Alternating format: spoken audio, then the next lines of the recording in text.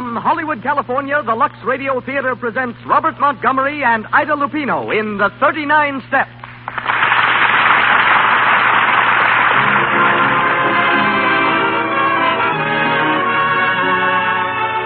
Lux presents Hollywood. For your loyalty to our product, Lux says thank you, ladies and gentlemen, and brings you another hour of entertainment direct from the film capital.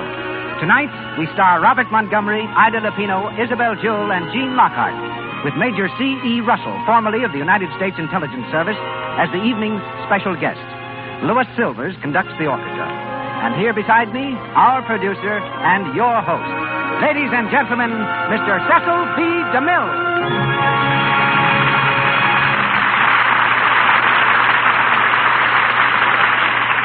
Greetings from Hollywood, ladies and gentlemen. The 39 Steps lead an old friend and a newcomer, Robert Montgomery and Ida Lupino, to the stage of the Lux Radio Theater. Since here last, Robert Montgomery's been rushing back and forth between two lots. One is the Metro-Goldwyn-Mayer studio, where with Rosalind Russell he's completed Live, Love, and Learn.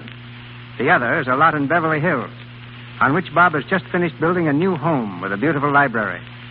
And Bob is a man who really uses his library, for he's constantly seeking new screen material. President of the Screen Actors Guild, Bob devotes at least 3 nights a week to that organization. So this fall, he took time off to go to his farm in New York State for a few weeks of partridge and pheasant hunting. His favorite Hollywood sport is tennis, in which activity he's expert enough to be the frequent opponent of Sidney Wood, the ex-Davis Cup player. Bob is heard tonight as Richard Hannay in The 39 Steps, adapted from the Gaumont British film, which in turn was taken from the novel by John Buchan. Gaumont British will shortly release The Girl Was Young, starring Nova Pilbeam, and Derek DeMarney, directed by Alfred Hitchcock. Ida Lupino is a girl I've watched very closely and suggest that you do the same, for every Lupino seems destined for greatness in the theater. To American film audiences, she's the best-known representative of perhaps the oldest stage family in the world. 350 years ago, when acting was considered a crime in Italy, Alfredo Lupino, acrobat and troubadour, fled from Naples, turned gypsy, and eventually found welcome and fame in England. Ever since then, Lupinos have added to the excellence of England's entertainment. Ida's father is Stanley Lupino, among London's most popular comedians. She has a sister, 2 cousins, 3 uncles, and 5 aunts, all noted performers. While her mother is Connie Emerald, once a celebrated dancer. Along with 3.5 centuries of tradition, Ida has inherited a turned-up nose, violet eyes, and blonde hair. She's an excellent musician and painter, can speak the language of the deaf and dumb, whistles as well as a farm boy, likes to wear sneakers, and is a prize mimic. A highly entertaining miss, you meet her tonight in the role of Pamela. Isabel Jewell, featured in such hit films as Lost Horizon and Marked Woman, is heard as Annabella. And Gene Lockhart, top-flight character actor, back from the New York stage, is Mr. Memory. And now for the play. The Lux Radio Theater presents Robert Montgomery and Ida Lupino in The 39 Steps with Isabel Jewell and Gene Lockhart.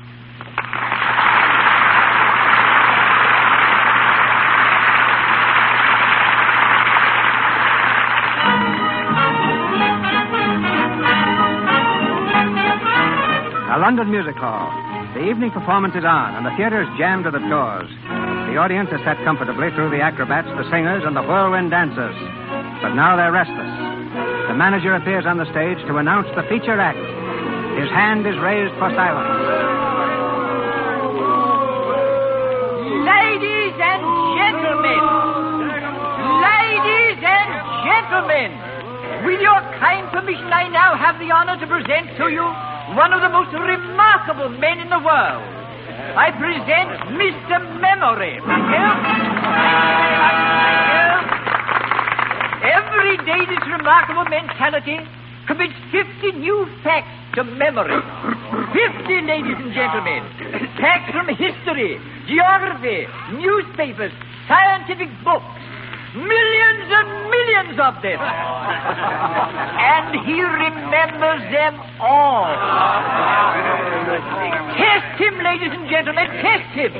Ask him any questions you like, and he will answer fully and freely. Mr. Memory. Thank you. Thank you. Now then, ladies and gentlemen, a question, please. A question from anyone in the audience? Who won the Derby in 1921? Mr. Jack Joel's humanist. Steve Dunn, are you up? Won by a length, odd 6-1. Am I right, sir? That's right. Thank you very much. Thank you. Question, please. Do not hesitate. Another question, please. Who was the last British heavyweight champion? Bob Fitzsimmons. He defeated Jim Corbett, heavyweight champion of America, at Carson City, Nevada, in October 1897. He was then 34 years of age. Am I right, sir? Thank you. Mr. Memory, who won the football cup in 1926? Would you mind repeating that question again, young man? Who won the football cup in 1926? Bolton Wanderers defeated Manchester City at Wembley by 3-1 in the presence of His Majesty the King. Am I right, sir? Right. Thank you. Another question, please. Hey, where's my old man been since last Tuesday? Madam, he's been where you can't ask him silly questions. Will the lady in the gallery please confine her questions to those of a more serious nature? Thank you very much. What's the idea?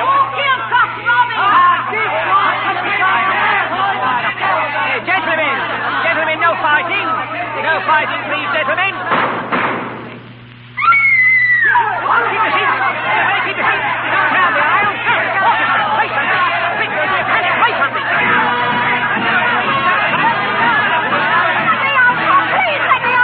Let the lady through there. Will you stand back, please? Hold on to my arm, miss. I'll get you out of this. Get back there. Clear the aisle there, will you? This way, miss. This way. Come on.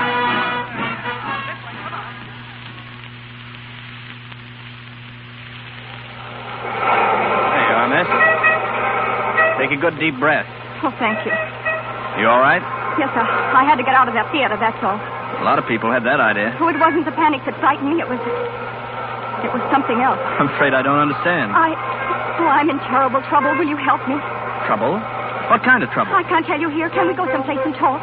Well, my flat is nearby. Oh, let's go there. But hurry, please.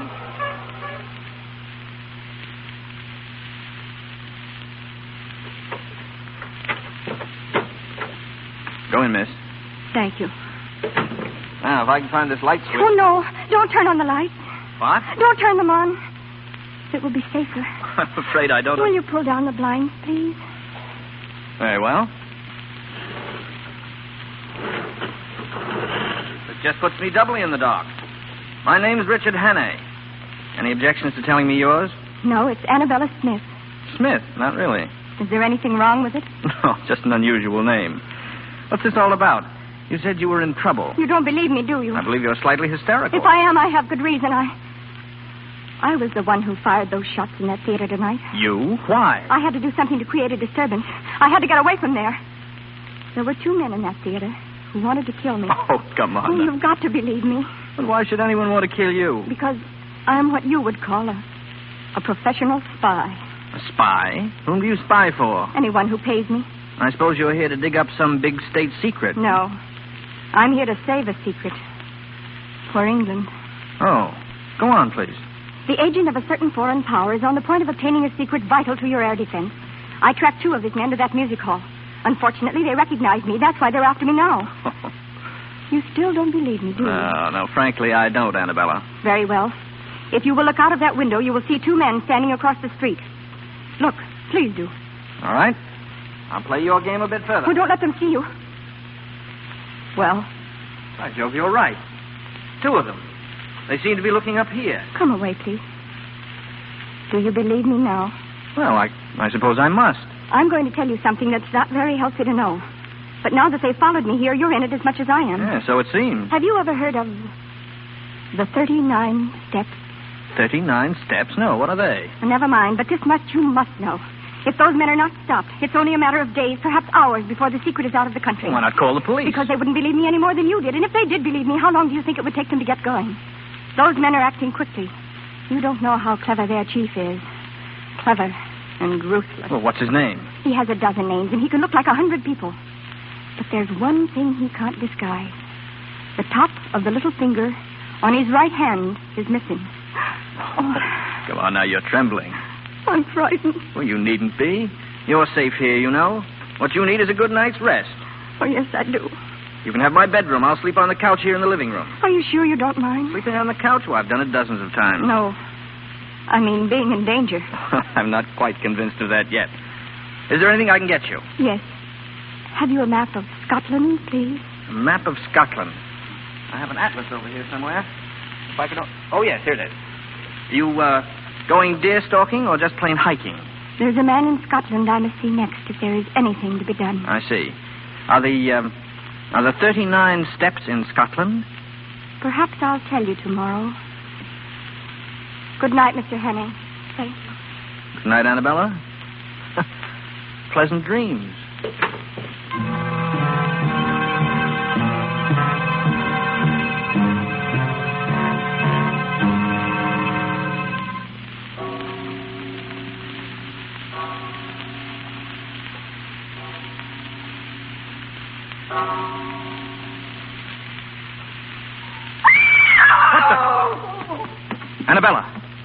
Annabella, was that you? Annabella, open that door. Will you open that door, or do I have to break it down? Annabella, where are you? Oh, Here, look at me. What's happened? What's the matter? They came through the window. One of them had a knife. Knife? Oh, don't touch me. But you're hurt. You're bleeding. Here, I'll call a doctor. No, it's no use.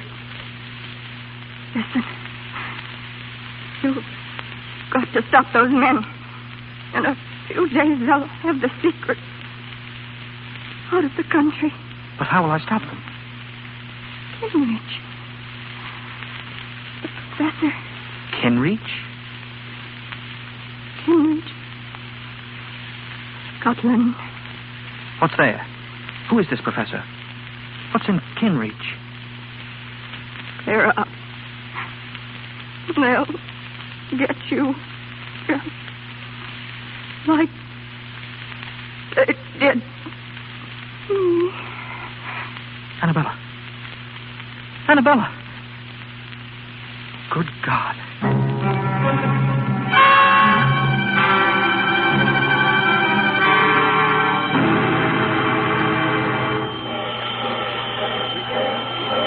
Aberdeen Express, Edinburgh, Kirkcaldy, Dundee, Aberdeen Express. Take it to Kinrich, please. One, sir? Yes, one. Hurry, please. One to Kinrich, Scotland. Here you are, sir.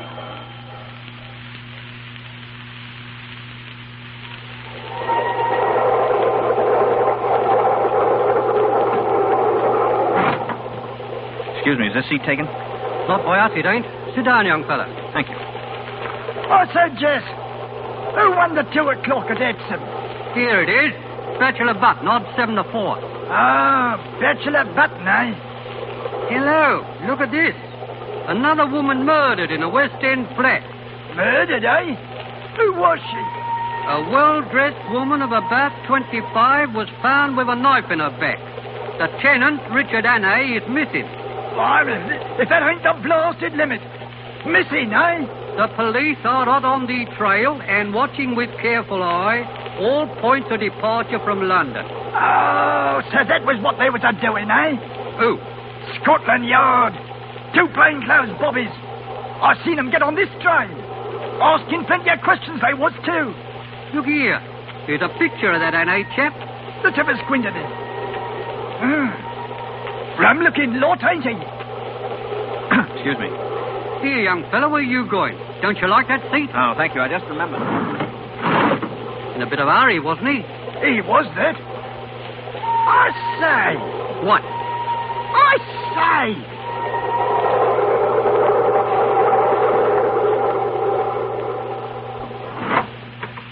Oh, I beg your pardon. This is a private compartment. Oh, is it?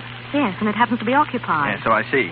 Very charmingly, too. Well, what do you want, please? Your hospitality for a short while. Really? Well, I'm not interested. Now, will you please go? I can't. What? It isn't safe. Listen, are you going or shall I call the conductor? No, don't do that. Stop, you're hurting my wrist. I'm sorry. Listen to me. I want your help. My help? I'm Richard Hannay. Hannay? Why, you're the man the police... Yes, but I'm innocent. I swear I'm innocent. Listen, you've got to help me. It's terribly important that I be free for the next few days. You will help me, won't you? Yes. Yes, of course I will. That's fine. Sorry if I hurt your wrist. Oh, that's all right. You say the police are on this train looking for you? Yes, that's why I forced my way in here. Oh, I see. And just how am I supposed to help you? Well, they're looking for a man traveling alone. If I stay here with you, they'll think we're together. We'll pose as man and wife, and they won't pay any attention to us. They'll just pass us by. How clever you are. You'll do it? Yes, of course. Say, you're all right. What's your name? Well, what's that got to do with it? Nothing. I just wanted to know who my benefactress was, that's all. Well, I'm Pamela Stewart. Pamela? Oh, that's rather pretty. Suits you. Thank you. There they are now. Remember, I'll sit here and pretend to read. You do the talking. All right. Come in. Excuse me. Have either of you seen a man pass here? Young fella, smooth-shaven? Why, no. Wait, are you the police? That's right, miss. Then this is the man you want. He forced his way in here and told me his name was Richard Hannay. Why, did I? Come here, you. Let go of me. Are you Richard Hannay? Well, speak up. Yes. Thank you very much, Miss Stewart. Well, you didn't expect me to harbor a murderer, did you? Unfortunately, I did. And I am not a murderer. We'll see about that. Come on, Hannay. Certainly, gentlemen. I'll go with you willingly. In fact, I'll lead the way. Grab him. Gone. Here, get after him. Open that door. I can't. He's holding it from the other side. Here, let me try. Together now. 1, 2, 3. Get out of the way. Where is he? Where did he go? Here he is down the passageway. Stop him. Grab him before he gets to the vestibule. Come back here, you. Come back, you. Stop. Have you got him? No, he's gone. What? He jumped off the train. The fool. He's probably lying dead in a ditch. No. The last I've seen of him, he was on his 2 feet and running like a rabbit.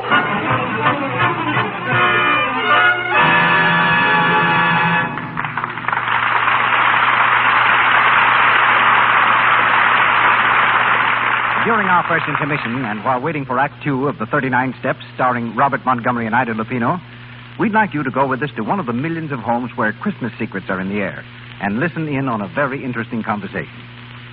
Aunt Sally, come here. I want to see you alone. More secrets, Betty? Well, the house is full of them. Now the door's closed, we can talk. Aunt Sally, what can I give Mother for Christmas? Did you ask her, dear?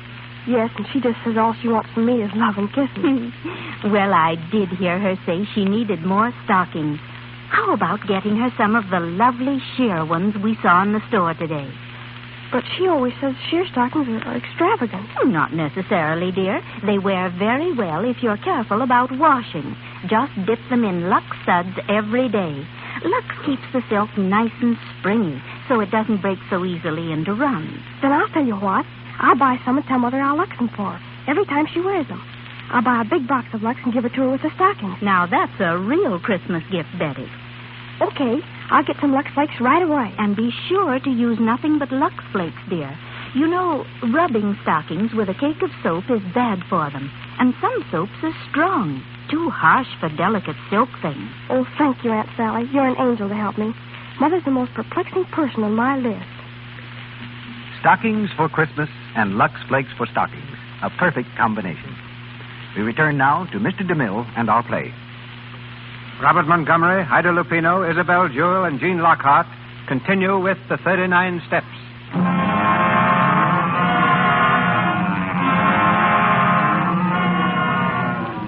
2 days have passed, and Richard Hannay, wanted for a murder he did not commit, is still at large. Determined to discover the secret of the 39 Steps, he's made his way to Scotland. The driver of a donkey cart has given him a lift, and he's now on the last leg of the journey, the outskirts of the village of Kinreach. Are you going to stay long in Kinreach, laddie? Well, it all depends. I'm looking for work.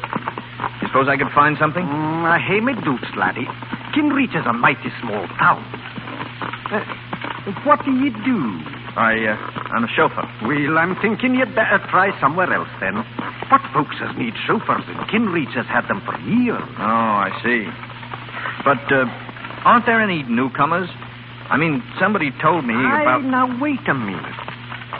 Come to think of it, I did hear something. About a retired professor moving into the big house on the edge of the moor. A professor? Yes. Yes, that's it. I can try it anyhow.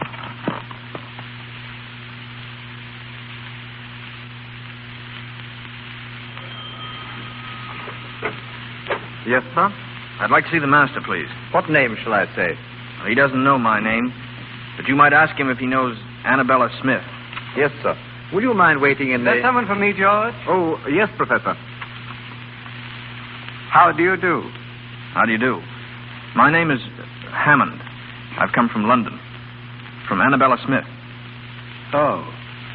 Well, do come in, please. You must be tired. We can talk in the library. My daughter's having an engagement party. I'd rather not disturb her. Yes, of course. Go right in, please. Thank you. Sit down. Will you have a drink? No, thank you. Well, now what did you want to see me about, Mr. Hannay? Hannay, you know me. Yes. I suppose it's safe to call you by your right name now. What about our mutual friend, Annabella? She's been murdered. I know. Poor girl. The police are looking for you. Yes, but I didn't do it. Oh, of course you didn't. But why come all this way to Scotland to tell me about it? Well, I believe she hoped to come to see you about some air ministry secret. She was killed by a foreign agent who was trying to steal it. Oh. Did she tell you what this foreign agent looked like? No, she hadn't time. Oh, yes. There was one thing. She told me the top of his little finger is missing. On which hand, Mr. Hannay? On the left, I believe. Are you sure it wasn't on the right? It might have been. Like on my hand, Mr. Hannay? Good Lord. Then you're the one she... The one she was trying to warn you against. The chief. You misunderstood her. She meant for you to kill me, not to bring me information. Yes. Well, what are we going to do about it? Ah, that's just the point. What are we going to do? You see, I live here as a respectable citizen. I should hate to have it known that I am not what I seem to be. You understand my position. Oh, yes, quite. What makes it doubly important that I shouldn't let you go is that I'm just about to transfer some very vital information out of the country. What? Oh, yes. I've got it already. I'm afraid poor Annabella would have been too late in any case. Well, that's that, I suppose. Yes. Well, what about it, Mr. Hannay? What about what? Yourself. It seems to me there's only one way out. And what's that? I've a small revolver here. Pretty little thing, isn't it? Supposing I left you alone with this. The newspapers could then announce tomorrow morning that the murderer had taken his own life. You want me to kill myself? Yes. You're mad. I won't do it. Then I'm afraid you leave me no alternative. You should have stayed in London, my friend. Oh, George. Yes, Professor? I want your help, please. There's a little job for us inside. Hannay? Yes. We'll carry him to the garage. When it gets dark, we can drop him off on the road somewhere. Yes, sir. Come in. Where is he, sir? Behind that table. Yes, sir? Yes. Pick him up and... I'm sorry, sir, but there's no one here. What? Well, you can see for yourself. But I shot him. The body was lying there on the floor. The body, sir, seems to have disappeared.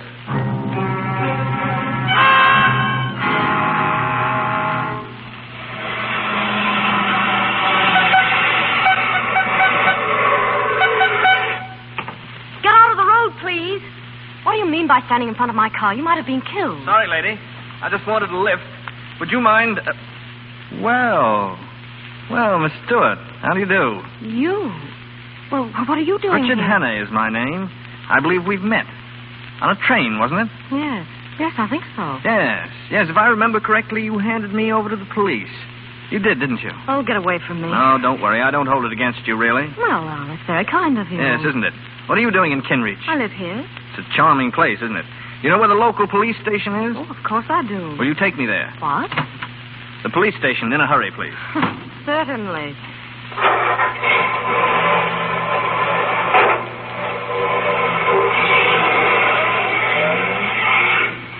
Well, I suppose you know what you're doing. Oh, yes. You see, I know who killed Annabella Smith. Is that so? The same man who shot me a few minutes ago. Shot you? Yes. Where? Right in the cigarette case. See? There's a hole in one side of it. Handy little thing, cigarette cases. If I hadn't been carrying it about in my vest pocket, the hole would have been in my chest. And who was this arch villain? Gentleman called the professor. Professor? Oh, now, you don't mean Professor Bartlett. I didn't stop to inquire his last name. Oh, that's very come funny. now. It isn't as funny as that. Do you actually mean you're going to the police with this story? That Professor Bartlett shot you? That he's the one who killed Annabella Smith? Of course, why not? Oh, and you expect them to believe it, I suppose. Well, you don't, evidently. No, and neither will they. Professor Bartlett, a murderer. Why, he's one of the best-liked men in the village and a very good friend of the sheriff. I'm sure the sheriff will be interested in your story, Mr. Hannay. Yes, I see your point. Hadn't occurred to me that... Stop the car, please. I'm getting out. Oh, no, you're not. Stop this car. You said you wanted to go to the police. Well, that's just where you're going. And if you touch me or make a move to jump, I'll turn this car into a ditch. Well, aren't you the sweet little thing? Now, you just sit tight, Mr. Hannay, and don't make any sudden gestures. We're going rather fast. You haven't the nerve, of course. Haven't I? Just try me. All right, I will. Don't touch that brake. Hang on. Where are you? You all right? Quite all right, thank you. You little fool, we might have been killed. Hello there! There's someone coming. Keep down. Let go of me. Hello! Shut up. Over here, Richard Hannay! Why, you... Richard! Grab that man. All right, Hannay, we've got you. And don't try any funny business. Stand up. Yes, of course. Are you the police? We've been looking for you, honey. Put the bracelets on him, Joe. Right you are. Put out your hand. There we are. Now put out the other one on the girl. Here, what are you doing? We are handcuffing you to your friend here. Any objection? Now see what you've done. Oh, shut up. Listen, you can't do this. I don't even know this man. You ride around the country with him in a car, but you don't know him. Of course you don't. Yes, but I'm telling you, Keep I your don't. mouth shut. All right, Joe. Take him to our car. It's a good day's work for us. Will you please move over? You talking to me? Yes, I am. Very well. Ow, my wrist. Well, you asked me to move, and if I move, you move with me. It's a scientific fact that when two people are handcuffed together... Officer, must I be chained to this man? Aye, you must. And keep quiet about it. Wait a moment. Where are you taking us? This isn't the way to the sheriff's office. Well, we're not exactly going to the sheriff's office. Eh, Joe? Not exactly, no. Well, where are we going? Well, it's the real head we are going to see. The sheriff principal. Eh, Joe? Aye, the sheriff principal. I don't understand. Would you like to have a small bet with me, Pamela Stewart? Now, what do you mean? I'll bet you 100 to 1 that the man they call the sheriff principal has the top joint of his little finger missing. Am I right, gentlemen? You shut your mouth, young fellow, or I'll shut it for you. For good. You see, Pamela? I win. They're taking us to your old friend, the professor. Charming gentleman, the professor. Best-liked man in the village and a personal friend. Oh, be quiet, will you? What are we stopping for? Sheep. A whole flock of them across the road. Well, blow your horn. Maybe that'll scare them. Stubborn beast, they won't move an inch. Well, come on. We'll have to get out and shoo them off. Here, get on there, Shoo. Get on there. Go on. Get you to the way. Go on. Now's our chance. We'll make a run for it. Run? How can we? Come on, when I say jump, jump and run for your life. Yes, but they'll catch us. Go on, jump. Hey, look, they're getting away. Stand where you are. There they go. Give it to him. They're shooting us. Come on, you little fool. Run for it.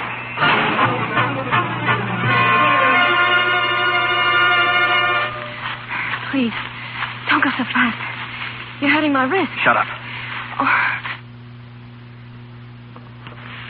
I can't go any further. I've lost my shoe. Where? Oh, back there. Well, forget it. All right. Sit down. Sit down for a while. You think we've lost those men? Now, it's as black as pitch on this moor. They'll never find us now. You know, this is all very silly. You can't escape. What chance have you got handcuffed to me? Keep that question for your husband when you get one. Meanwhile, I'll admit that you're the white man's burden. Oh, yes, I know, and I can't tell you how it comforts me. Oh, why don't you give yourself up? To whom? Oh, give yourself up to Scotland Yard. Thank you, but it's a little impractical at the moment. Listen to me. I told you the truth on the train, and I'm telling it to you now. There's a dangerous conspiracy against this country, and I'm the only man who can stop it. I don't believe you. All right, very well, then. I'm just a plain, common murderer who stabbed an innocent, defenseless woman in the back in Portland Place, London. I don't know how innocent you may be, but you're a woman, you're defenseless, and you're alone on a desolate moor in the dark. And you're manacled to a murderer who would stop at nothing to get you off his hands. If that's the story you prefer, have it, my lovely, and welcome. Well, I'm not afraid of you. Why not? For all you know, I murdered a woman. You listen to a bit of advice. From now on, you do everything I tell you to do, and do it quickly. Oh, you wretched boy. I admire your pluck, but you keep a civil tongue in your head. Otherwise, I might feel the next killing was a bit overdue. All right, on your feet now. Well, where are we going? I see some lights over that way. We'll do a little investigating. Well, I won't go. I'm going to stay right here. Pamela, are you forgetting I murdered a woman? Well... Don't you strike me. I'll go.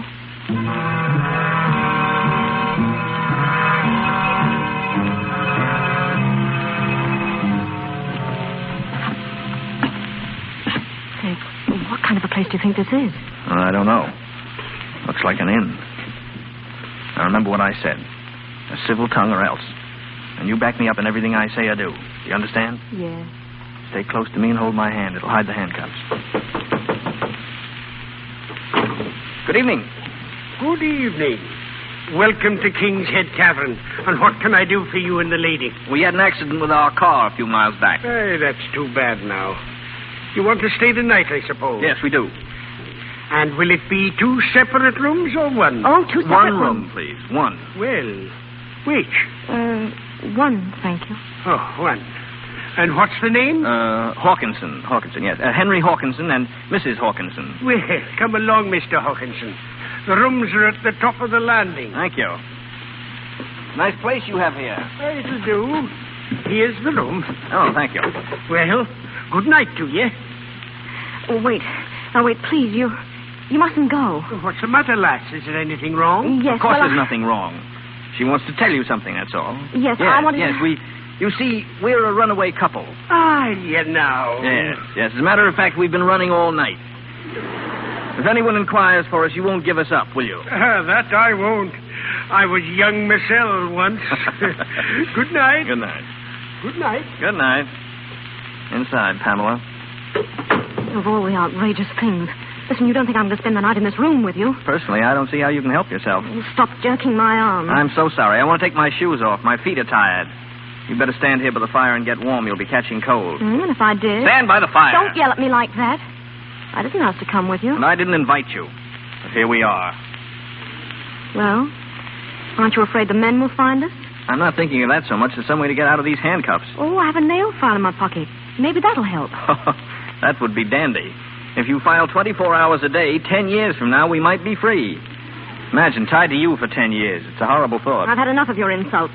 I'm going to tell the innkeeper the whole story. You want me to hang for a murder I didn't commit? As long as you hang, I don't care whether you committed it or not. What a bloodthirsty creature you are. Haven't you any pity? No. Ow! What are you up to now? I'm merely trying to file the handcuffs. Well, don't jab me in the wrist that way. I don't like it. I'm sorry. You're going about it in a very amateurish fashion anyway. I can see you know nothing about filing handcuffs. I'm sure you do. Tell me, how did you start being a criminal? So you want the story of my life.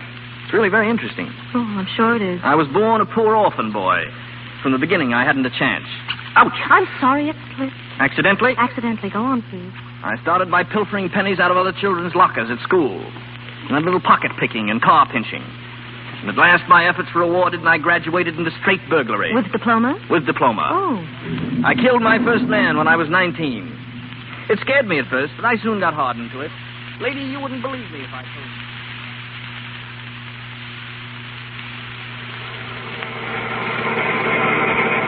It was your fault. The whole thing was your fault. My fault? How do you make that out? If you hadn't stopped the car for those blasted sheep, we'd have had the 2 of them in the professor's parlor right now. We'd better have them there as soon as what I say. The professor was anxious about Hanny. Knows too much, he said. Get him. Get him? We had him. And the girl, too. You don't suppose they'd head in somewhere, do you? Stop at a tavern, I mean. They might, in this weather. There's a place about 4 miles back. King's Head Tavern, it's called. King's Head Tavern. That'd be somewhere near where they gave us the slip. Turn around. You'll find out. Right. And if we see him again, blast you. Shoot straight. I will, all right. You can depend upon that. And little by little, and year by year, I sunk lower and lower. And you got better and better. That's right. You might have read about me in the papers. They call me Hannay, the Cornish Bluebeard. And that, milady, is the horrible story of my life. Dear, dear, and you have such a nice face. How many people have you killed altogether? 9. If you don't watch the point on that nail file, it may be 10. Ouch! At least I'm trying to do something. Well, if you don't mind, I'm going to try and get some sleep. I haven't had a wink for 48 hours. Well, I'm not in the least bit tired. Besides, I have to stay by the fire and get dry. All right. You don't mind if I stretch out in the chair, do you? No, not at all. Thank you. Good night. Good night.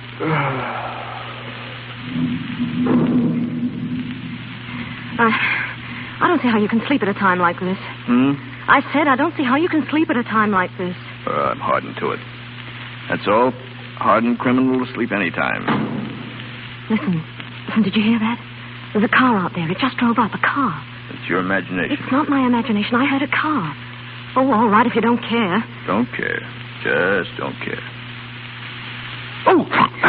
Don't do that. What's the matter with you anyway? Oh, I'm so sorry. You mustn't get frightened, Pamela. I have awful nightmares. I guess it's my conscience bothering me. Good night.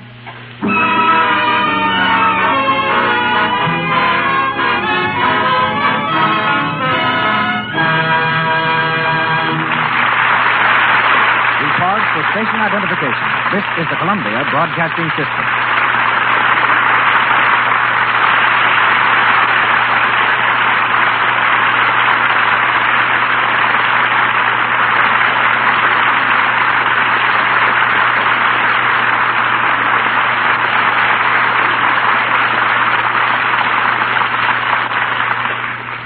We pause now between the scenes of the 39 Steps. Robert Montgomery and Ida Lupino will be back shortly when we raise the curtain on Act 3 in this play about spies. Spies may be roughly divided into two classes. There are the mercenary spies who traffic in state secrets, selling them for cash to the highest bidder. And there are patriots who risk their lives solely for the protection of their country, who receive the smallest monetary rewards, and whose names never get into the newspapers.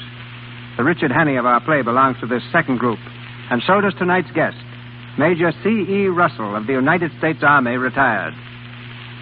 Before this country entered the World War, Major Russell temporarily loaned his services to Scotland Yard as one of their American operatives.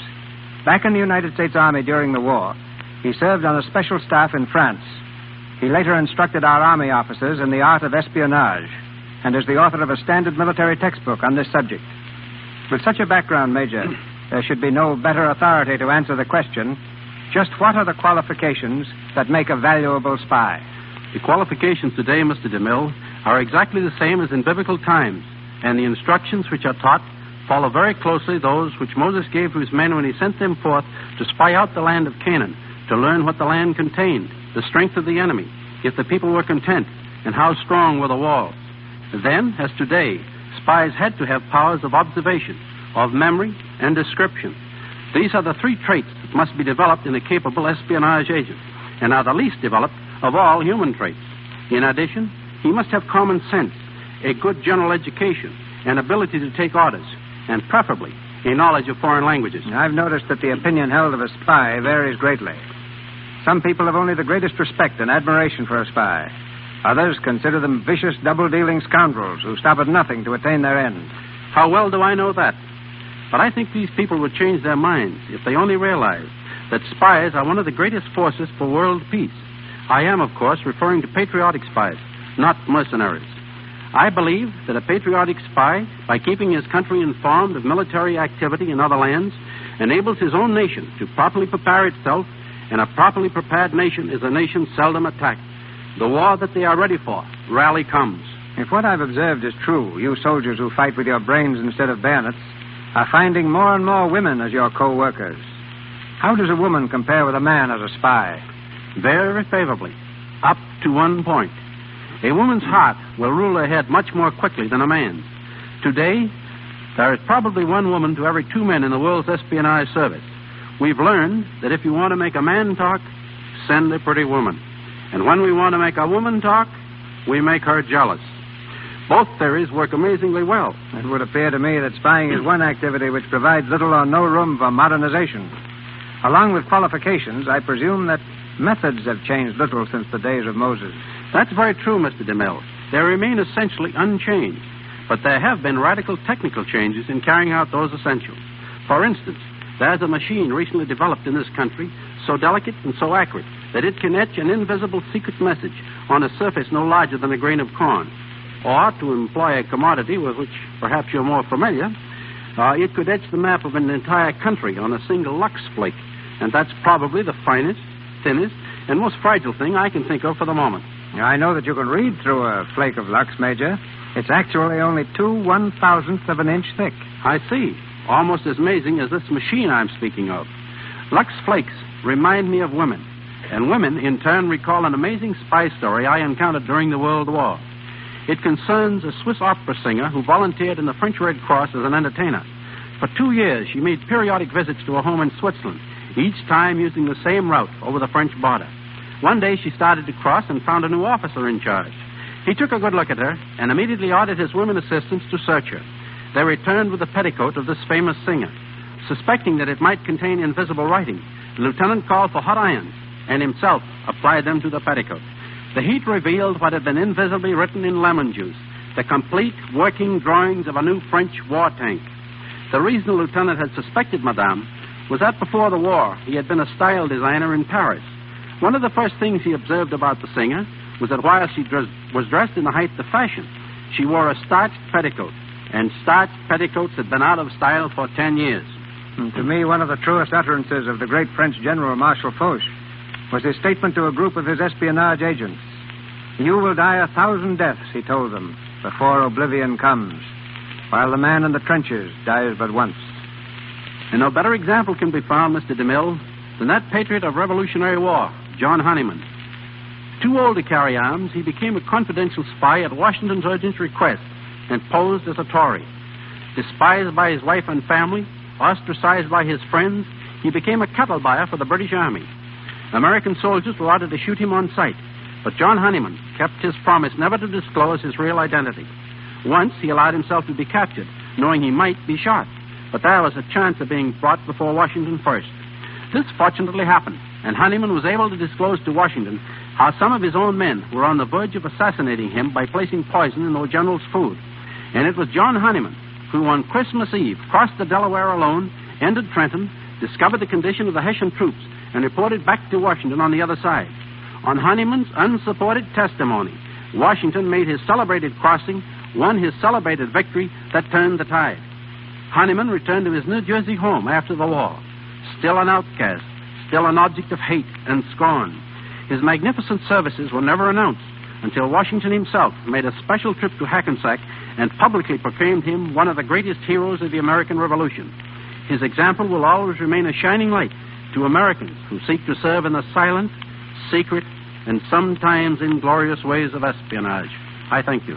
Thank you, Major. That's very interesting.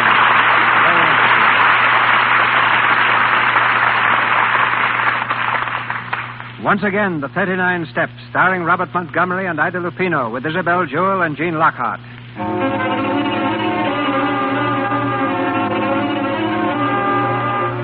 It's early the following morning. Richard Hannay stirs restlessly in the armchair and rubs his eyes sleepily. Suddenly, he jumps from the chair and stands in the middle of the room, staring down at the handcuffs which are dangling from his wrist. Pamela Stewart, on the other side of the room, smiles cheerily. Good morning, Mr. Hawkinson. Looking rather dazed this morning. How did you get free? Oh, very simple.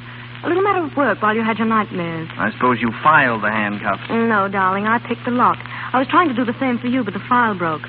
Say, what's wrong with you? Oh, nothing that I know of. Oh, you mean my shoes? Yes, they're rather large, aren't they? I borrowed them from the innkeeper's wife. No. It's not the shoes. Why are you being so nice? You don't feel ill or anything, do you? No, why should I? Why didn't you leave? You were very anxious, too, if I remember correctly. Well, something happened last night that convinced me you've been telling the truth. May I ask what earthquake caused your mind to work at last? When I got free, I went downstairs. That car you said I imagined belonged to our pursuers. They were sitting downstairs when I got there. Did they see you? No, I hid behind the counter. But they asked the innkeeper about us. What did he say? He said he hadn't seen us. Then they ordered something to eat. And while they were eating, they talked a lot about the 39 steps.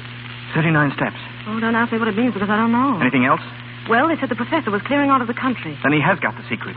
Did they say how soon he was leaving? No, but they did say that he was going to London first to pick up someone at a music hall. 39 steps. London Music Hall. That doesn't make any sense. Which room are these men in? Oh, they left. When? Oh, about 4 or 5 hours ago. And you let them go after hearing what they said? Oh, you button-headed little idiot, you. Don't you speak to me like that. My dear girl, I'm accused of murder. The only way I can clear myself is to expose those spies. Then why don't you go to Scotland Yard? What's the use? You said yourself that no one would believe me. Well, then why don't I go to Scotland Yard? Why not? They'd listen to you. Of course they would. Come on, we'll get the next train for London.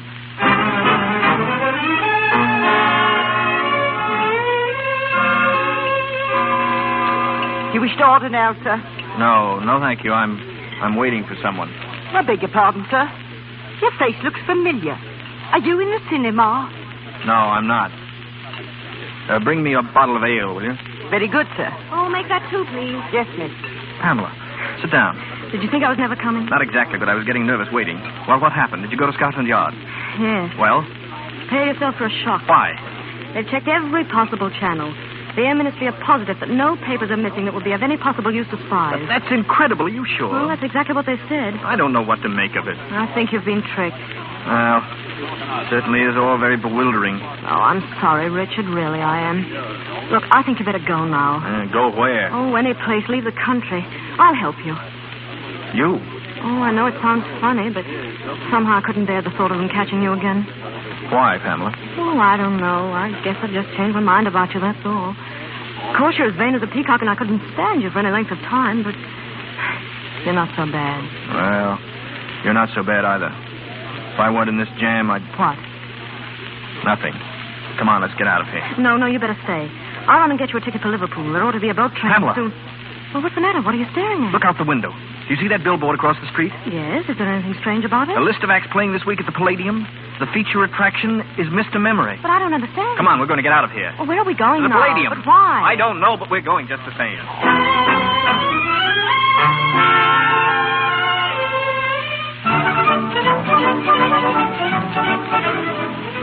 Here are your seats, sir. First two on the aisle. Thank you. Sit down, Pamela. This is silly. In the first place, the show's almost over. If anyone sees you here, what are you looking for? Be quiet. I'm just playing a hunch, that's all. Well, you're playing a fool if you ask me. Ladies and gentlemen, with your kind permission and attention, I now have the honor to present to you one of the most remarkable men in the world. I present Mr. Memory. Pamela. What? Look at that right-hand box nearest the stage. You see that small man sitting in front? Why, yes, It's the professor himself. You better get out of here before they see you. No. Sit down. Listen. Every day he commits to memory 50 new facts, and he remembers every one of them. Facts from history, from geography, from newspapers, from scientific textbooks. Pamela, Yes. I've got it. I've got it. What? Don't you see the details of this Air Ministry secret have been borrowed, memorized by Mr. Memory, and then put back again before anyone could know? Why, that's it. Of course it is. Pardon me, sir, but there's a gentleman who would like to speak to you. Who, me? You, Richard Annie? Well, You're under arrest. Wait, officer. Listen, there's something here you ought to know. That'll keep, Annie. Come along to us. Yes, but you must listen to him. That man on the stage can... Come on, we don't want any excitement here. All right, I'll go quietly. Richard, you're not. Distance from Pamela. Montreal, 1,424 What's the use? miles. Am I right? Thank you. Question, please. Do not hesitate. Your question, please. Wait a minute. Mr. Memory, What are the 39 steps? Come on, answer up. What are the 39 steps? The 39 steps. The 39 steps is a secret organization headed by Professor... Milsby! That's your man up there in the box. He's the one who shot him. Stop that man. Stop that man. Stop him. Stop him.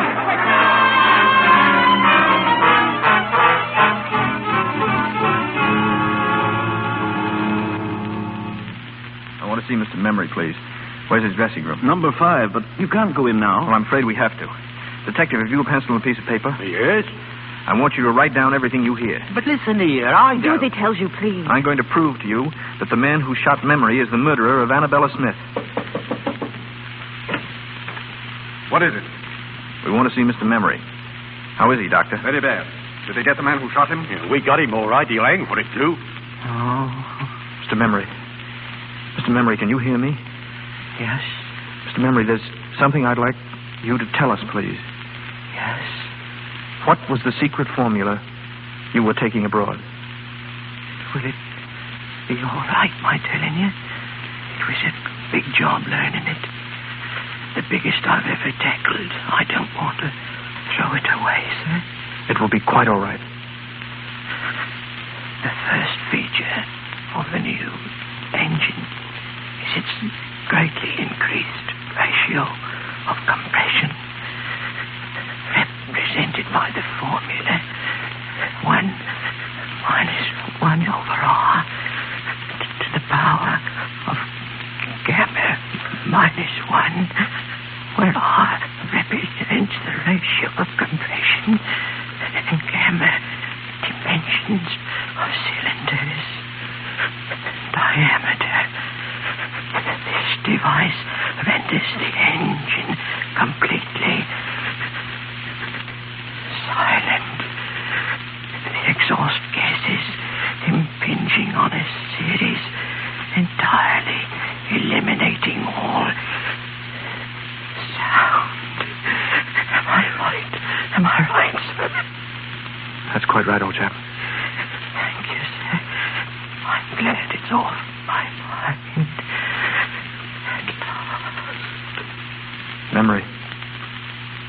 Mr. Memory. Richard, what is it? The Air Ministry's secret will never leave England.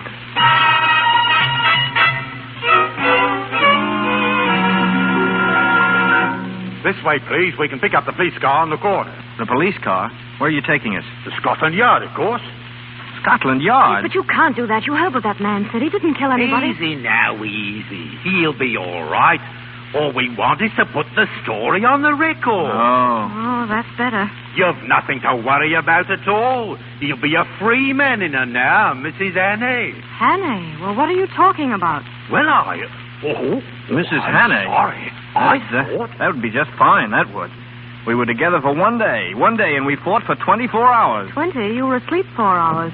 Can you imagine what it would be like? Fight for breakfast, fight for lunch, fight for dinner. One long, drawn-out battle for the next 30 or 40 years. Oh, 30 or 40 years. Do you think we could keep it up that long? I mean, really. Well, we could try.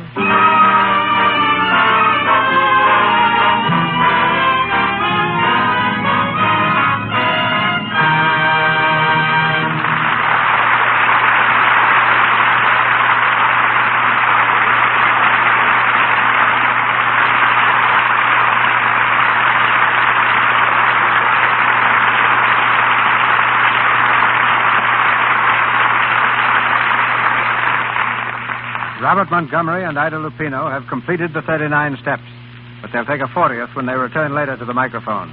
First, a word from Melville Ruick. Thank you, Mr. DeMille. Just a moment for a suggestion to the women who begin, when winter comes, to be bothered by rough, chapped hands.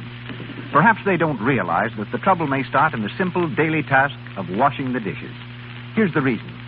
There are oils in your skin which give it a protective coating against cold weather outdoors and steam heat indoors.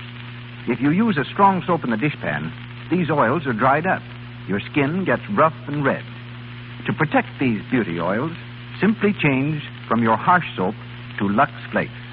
Women find the difference between Lux and ordinary soaps for dishes almost unbelievable. They feel it the moment they put their hands in the dishpan. There is no sting in the very gentle, soothing Lux suds. Almost at once, your hands will begin to look smoother and whiter. Begin tomorrow to keep your hands lovely by washing dishes with Lux Flakes. I turn you back now to Mr. DeMille. At the moment, both our stars, Robert Montgomery and Ida Lupino, are having a breathing spell between pictures. Bob is back after 6 weeks in the East, and Ida's been indulging in her favorite avocation, composing music. And not just simple little ballads, Mr. DeMille, but the real thing. Not so long ago, the Los Angeles Philharmonic Orchestra played Ida's symphony, Aladdin and the Lamp. Oh, thanks for the nice boost, Bob. You know, composing's really very exciting, although I had no thought of attempting it until 2 years ago. It was just about this time of year. I was riding in a taxicab down Hollywood Boulevard. The street was crowded with Christmas traffic, and all of a sudden the noise seemed to take the form and tempo of a melody. Well, I rushed right home, worked straight through till morning, and there it was, and I've been at it ever since. What's your latest composition? Something I've just sent to London, a score and book for a musical comedy. Look, I hope no one's going to get the impression that I think I'm a great musician. In fact, I know so little that I often use a code to take the place of notes and musical symbols until I've time to figure out what I'm trying to do. I use the letters of the alphabet for a code. If you ever saw one of my scores, you'd think someone had spilled alphabet soup on an orchestration sheet. But I think our listeners are a lot more interested in what Bob's next picture is going to be than in my music. So, Bob, suppose you tell them. Well, if I knew, I'd be glad to. I'm having story difficulties at the moment. Don't we all? Can't you find the right one? Well, the trouble is I found the right two. And MGM and I can't make up our minds which will make the better picture. Number one is a light comedy, the type of story that audiences have been favoring so much lately. Plenty of laughs and sophistication. Number two, also a modern story, presents a definite problem of living that any one of us might have to face. A very interesting story for an actor. But the question is, will it interest an audience? And in the meantime, you're fresh on a fence, eh? Exactly. And since that's not a very comfortable spot to be in, perhaps the Lux Radio Theater audience will help me out. I'd really be very grateful if you'd drop a card or a note to Metro-Goldwyn-Mayer, to me, or the Lux Radio Theater, and let us know which of these two types of pictures you prefer to see. A light comedy or a story with a social problem. In the meantime, my thanks and good night. Good night, Mr. DeMille. Good night, Ida. Good night, Bob.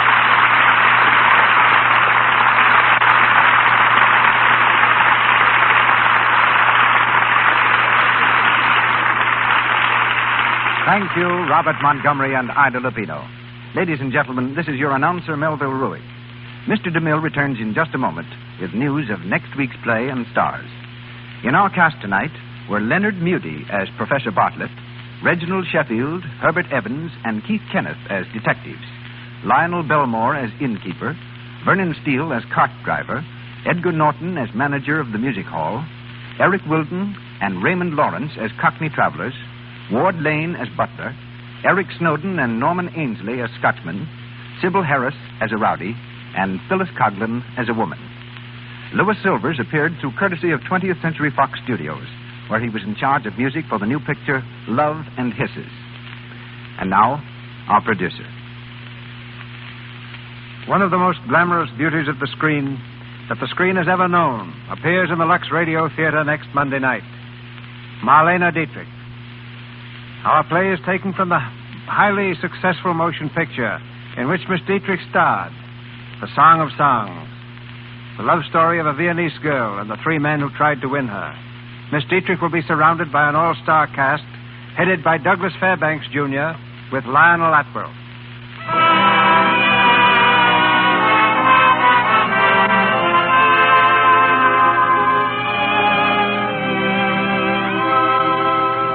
Our sponsors, the makers of Lux Flakes, join me in inviting you to be with us again next Monday night when the Lux Radio Theater presents Marlene Dietrich, Douglas Fairbanks, Jr., and Lionel Atwell in The Song of Songs. The special guest of the evening will be the creator of Mickey Mouse and the Silly Symphonies, Mr. Walt Disney. This is Cecil B. DeMille saying good night to you from Hollywood. This is the Columbia Broadcasting System.